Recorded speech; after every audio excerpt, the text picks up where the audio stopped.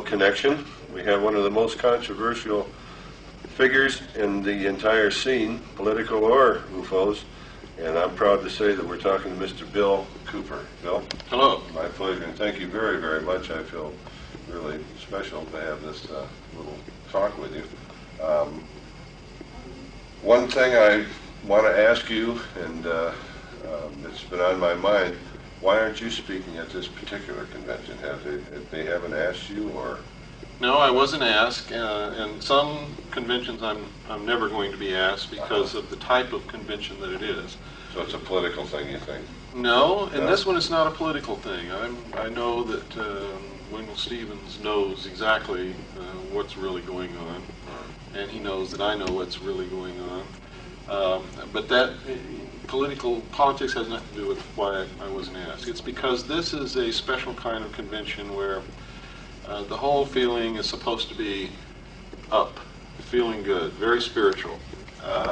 Really? A lot of times my message is misconstrued as being not spiritual or being overly negative.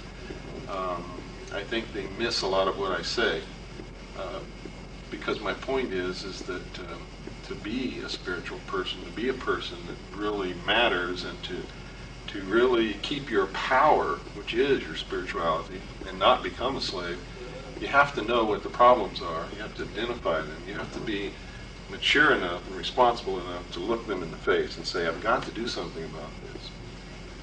And unfortunately, a lot of things that I talk about, if we don't do something about it, it's not going to make a pile of beans whether you're spiritual or not. You're going to be somebody's slave in a future New World Order that's going to be a totalitarian socialist state. Yeah, I know. I found a lot of people since I've been researching for myself, and we've been doing this since April of 1989, which isn't a very long time. But I found out that there is a definite bunch of people in this field that do want to kind of look on the rosy side all the time, and I think that's kind of Pollyanna-ish myself. I think you really got to look at all sides of the pictures, and there's definitely two sides to this picture. There's definitely two or more sides to all of this stuff, you know.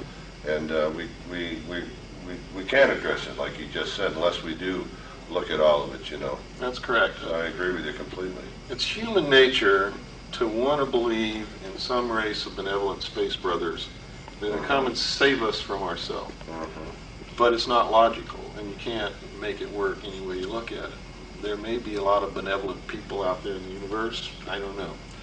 But one thing is for sure, any sentient being or species always has one thing first and foremost in any action that it does, and that's its own best interest and the survival of its own species. If they're looking down here watching us kill each other and war against each other and plot against each other and manipulate each other for centuries, why would they come down here and pick us up and take us to their planet so that we can do the same thing there? It doesn't make any sense at all. I think if there is a benevolent force out there, if they're there, they may be helping us in other ways. They may be giving us information. They may be giving us spiritual support, maybe. But the ultimate outcome of anything that happens here on this earth in our future is going to depend on us, not on some outside group of people from anywhere. Well, let me just jump in real quick, and right in the middle of this thing is there anything right now before we go on that we can, because what we do is we impart this information all over the place. We're into networking. And is there any kind of a certain message that we can give out now to people that just may be the first time that they're seeing you? Like the message I always put out is to love all things, but do as you wish. That's the message that I put out that I've gotten since I've been in the UFO stuff. And that's basically, it says, just, you know, take responsibility for your actions, but do whatever you think needs to be done, you know. And if it's to come down on people that are hurting our planet, then we need to come down on them. We need to expose them, not just hope they're going to go away, because they're not going to go away. So is there any kind of a thing that you can zap us with? Yeah, I like what Teddy Roosevelt said. He said basically what you said, but he sort of covered himself. He said, walk softly, but carry a big stick. It's okay to love the world and love everybody you meet, but for instance, in my situation... Everything. That right. means the plant, that means the earth. Absolutely. There are intelligent people out there who unfortunately don't think that way. And if you let your guard down and give them unconditional love, they're going to smack you upside the head with a 2x4. So there has to be a maturity and a responsibility in everything that we do. What I would say to everyone, if this is the first time they've ever heard me, is don't believe a word I'm saying or anyone else is saying. My message, I guess, to everyone, and it's what I've tried to put across in my book and all my lectures, everything that I do, is that you've got to learn to use your own brain, learn to do your own research. Don't follow anyone blindly, and for God's sake, never worship a leader. Right. And that's the only way you can find your own truth. And that's the only thing in this world that counts, is your own truth. But it's got to be the truth. You can't fool yourself, and you can't let other people fool you. What most people believe is reality. I have found through my stint with naval intelligence and through the last 19 years of research is really a ride on Mr. Toad's car in Disneyland. And I've got the message that I want to give everybody is your e-ticket's just expired. And if you've never been to Disneyland, don't know what an e-ticket is, that was the ticket you could buy at the gate that you could ride all the rides you wanted to as long as you wanted to, and you never had to pay anything or do anything other than have that e-ticket. Well, the ride's over. There's some people in this world who are about to destroy the sovereignty of nations, take away our Bill of Rights. I believe you. The UFO thing is integrally tied into this in some way. I'm not exactly sure how, but if extraterrestrials are real, then they're controlling everything, believe me. If they're not real, they're being used as a threat from without to scare people into coming into this one world global unity of humanity in order to face that external threat. But in the process, we're going to lose.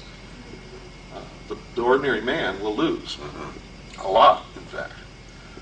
My search is for the truth. And I would like for everybody to start looking for the truth instead of dialing Channel 6, listening to President Bush or Walter Cronkite or anybody else and believing them blindly, because it's Most mostly... people are pretty lazy, more or less, you know. They just like to watch the television. They don't even buy the paper anymore. And the paper is, you can hardly believe what you can read in the paper. But a lot of people aren't even reading the paper.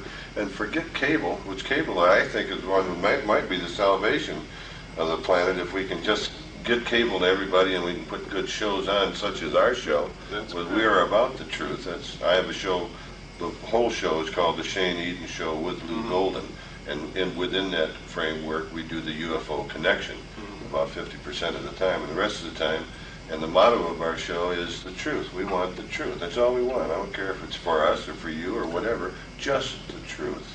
And the only way to get that is to dig at it and ask questions and research. And that's why I feel, flattered, and I'm glad that we have this chance to talk to you too, because I personally, think that you're out there putting this stuff out, because unless you're some kind of sadomasochist or something that loves all this, Well, you got negative that right. reaction because you get a bunch of it, but a lot of it rings true, such as the landing on the moon prior to that, such as this huge ship coming out of the water. For how long was that? 45 minutes you watched? No, we watched it for about 10 minutes, took a lot of photographs.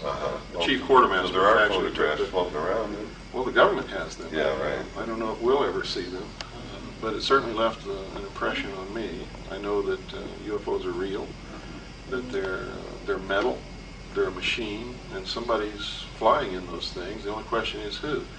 Did somebody on Earth invent a secret technology that's been withheld from the public for many, many years? Are they using this, flying around to create an artificial alien threat from outer space to help bring about this one world government? Are extraterrestrials really visiting us here on the Earth? And we need to know this. We need to get at the truth. We don't want to be manipulated. And if extraterrestrials are real, it's the most significant event that's ever occurred in the history of mankind, and especially that we recognize it, and that we're not looking at them as gods. It's important that we know this and that we deal with it.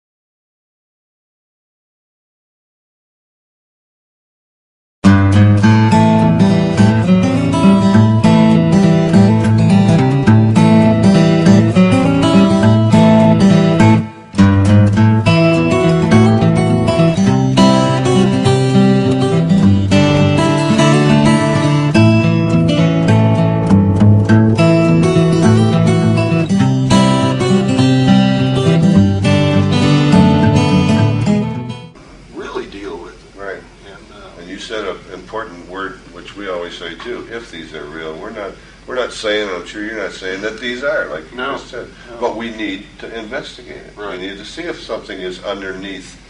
Would you want, now if you want any of this cut out, we can cut it out, but otherwise we're going to go straight on. As you mentioned earlier, that Dulce was the incorrect name to use, that there's someplace else. But if we want to find out what's underneath here, we would like to see what the hell's under here. We're the people. Right. We run this country, not the military. Right. You know, they just work for us. And what is this top secret crap, you know?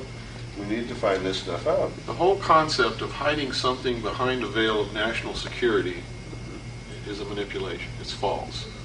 When we have a nuclear arsenal that is as big as we have, and when the Russians have a nuclear arsenal as big as they have, there is no such thing as national security. We can destroy the earth ourselves. If someone is foolish enough to attack us, they're dead. Probably the whole earth will be dead if we retaliate. Yeah, look what happened to the poor Iraqis over there. Yeah. I mean, So- I don't mean Saddam Hussein, which we should have got in the first place. With one guy could have got him. I don't mean to cut into what you're saying, but exactly, we're a fearsome nation. But the point is we have it. Everybody knows we have it. What is there to hide? I mean, is there some other super secret weapon that we need to hide? How can anybody hurt us when we have this arsenal? The National Security Act is being used to keep information from the United States citizens, not to protect us from an enemy from without. There's no one that can hurt us when we have this. It just cannot be done. If they attempt it, they're going to be destroyed. We're going to be destroyed. Only madmen would do something like that. And if they're going to do it, they're going to do it, and no National Security Act is going to protect us or shield us from it. They've got to open the file cabinets. They've got to let us see what the truth is. Like you said, this is our country. Unfortunately, most Americans don't vote. They're not responsible citizens. They've abdicated their power. They've given it to the enemy. And the enemy, believe me, is taking it and using it. And we need to get politically active. We need to learn what the truth is. We need to exercise our vote, because each vote is a block of power. And a lot of votes is a tremendous block of power. The concept that someone is just one person and that they're helpless is totally false. And look back through history and see how many times throughout the history of the human race one single, solitary, lonely, fragile human being has changed and altered forever the entire course of civilization and human events from that point. And they're no different then or now than you or I or the man running the camera or the woman next door. They were flesh and blood, scared, lonely human beings just like everybody else in the world. I've got a question. It's a good message. Go ahead, Ted. And I'm directing this for one reason, because I feel, I like what you say, and I think that you're the right person for doing this. Even though you come at it at two different angles. You come at it with the U.S. Constitution and the government, which I like, and you're also adding to the UFOs. Somebody needs to do this, and I take my hat off. I wish I had the time and the eyes and the experience that you have to do it. But my question is this. President Bush just went to the hospital yesterday. Mm-hmm. They all tend to go to the Bethesda Hospital, and it's Maryland. And it's a Navy hospital, intelligence hospital. And as I remember in the incident with Eisenhower, he was shifted away all of a sudden for a dental appointment that never happened. Could this be something, you being in intelligence, could this be a secret meeting room? And you don't have to answer this. And I can shut off the tape if you want. But could it be, and you can direct this question to it. Please just ask the question. But could it be a secret meeting room where the president needs to get together with a bunch of people that the community doesn't want to know about? So he gets a heart attack, or he has a colon attack, or he needs to take a mole off, so he goes to the hospital and he meets with these people. No, I don't think that's what it is.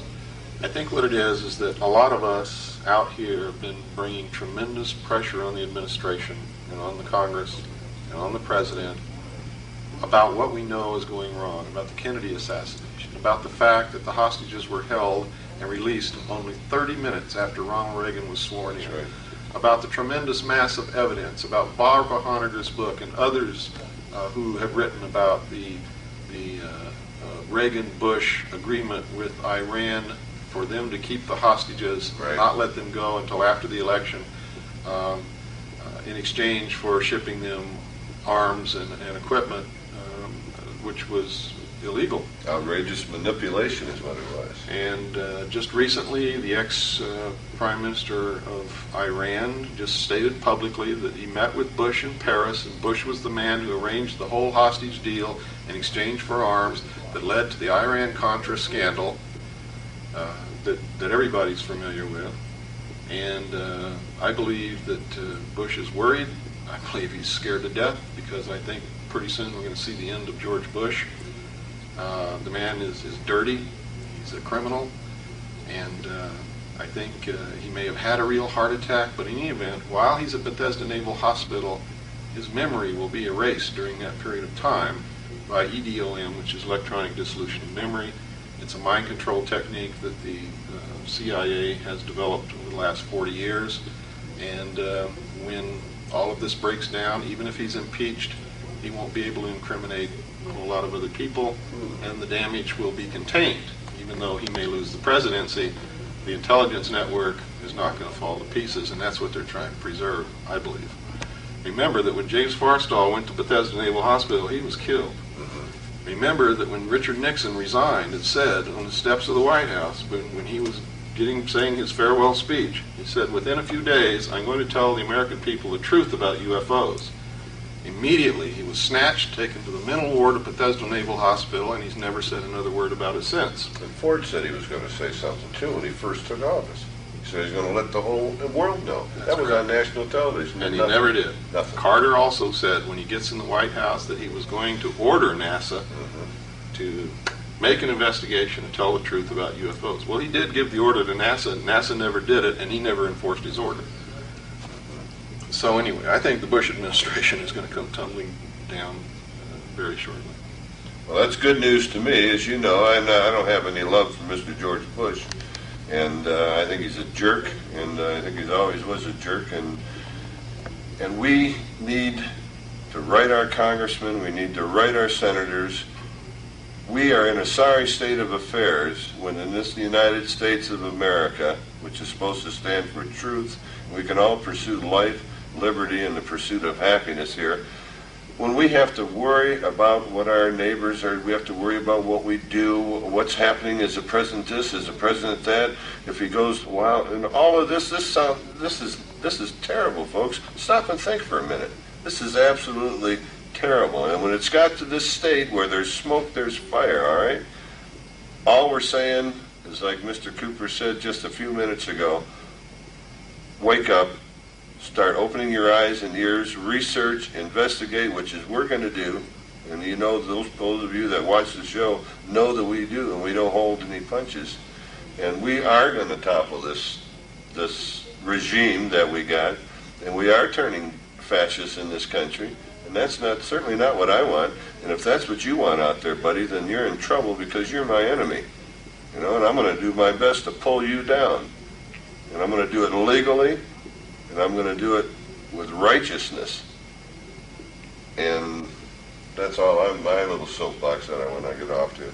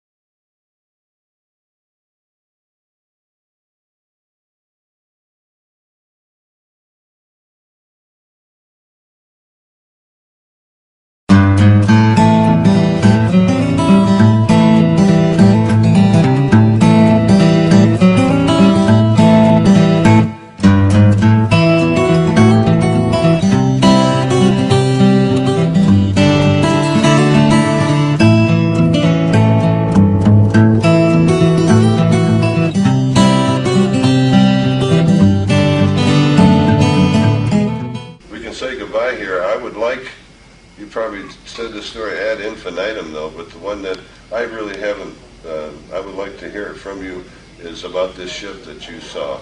that came out of the In water. 1966. You want to talk just a couple minutes about that? Sure. And I'd like to hear just what that thing looks like. I'm very interested, personally, my forte is what these things look like, and I'm very interested in their culture and what they have to say to us or not say to us. That's, for some reason, that really interests me.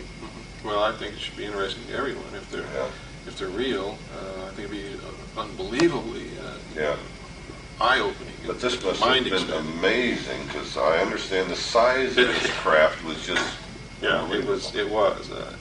It was amazing to me because I didn't believe in UFOs, even though I was reared in an Air Force family and my father was a pilot, and I had heard the pilots talking about UFOs all my life.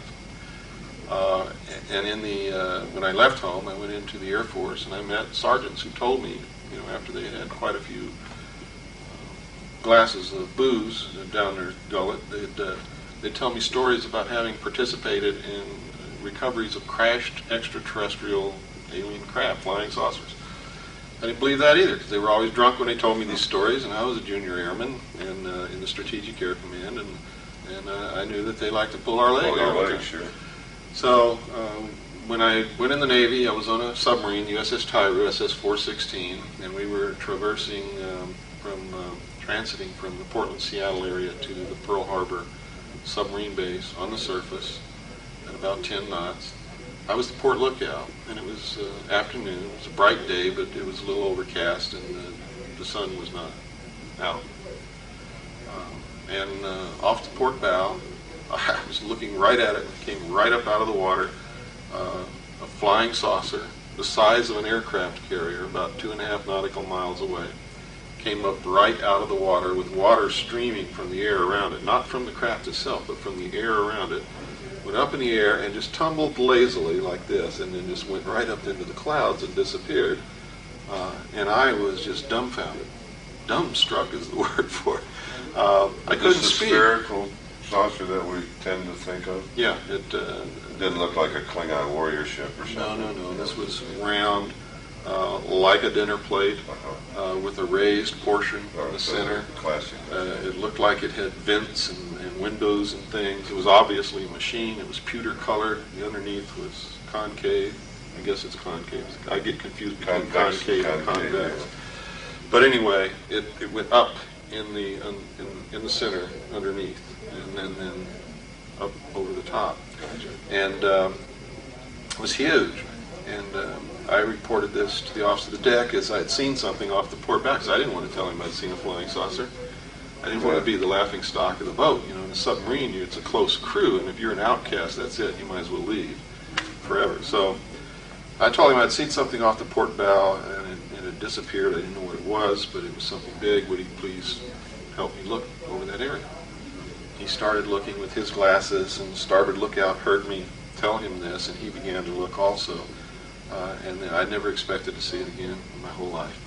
But either the same ship or another one just like it came down out of the clouds, tumbled again on its axis, and a hole just opened up right in the ocean, and it just went in. So the water opened up. Just opened up, and then the water closed behind it, and there was no splash, no nothing. It was incredible, absolutely incredible. The officer of the deck turned around to me. His name was Ensign Ball, and he just had the most unbelievable look on his face. And he just looked right at me, and he said, "This had to happen on my watch." And I knew exactly how he felt. He had to tell the captain that we had witnessed a flying saucer, and he didn't want to do that because it meant the end of his career if the captain didn't believe him. So he called the captain to the bridge, called for somebody to bring up a camera. The captain came to the bridge, the chief quartermaster behind him with a 35mm camera, and the five of us stood on the bridge and watched this repeat itself over and over again for about 10 minutes. Chief quartermaster taking photographs all the time. We were told not to discuss it with anyone, not even amongst ourselves, that it was classified, top secret. And we were not allowed to leave the boat when we reached Pearl, the five of us who had seen it. Not even the captain was allowed to go ashore until an officer from Naval Intelligence, a commander, came on board and debriefed each one of us individually in the captain's stateroom. And basically, he yelled and screamed and really threatened us with a lot of jail time, a lot of time in the brig,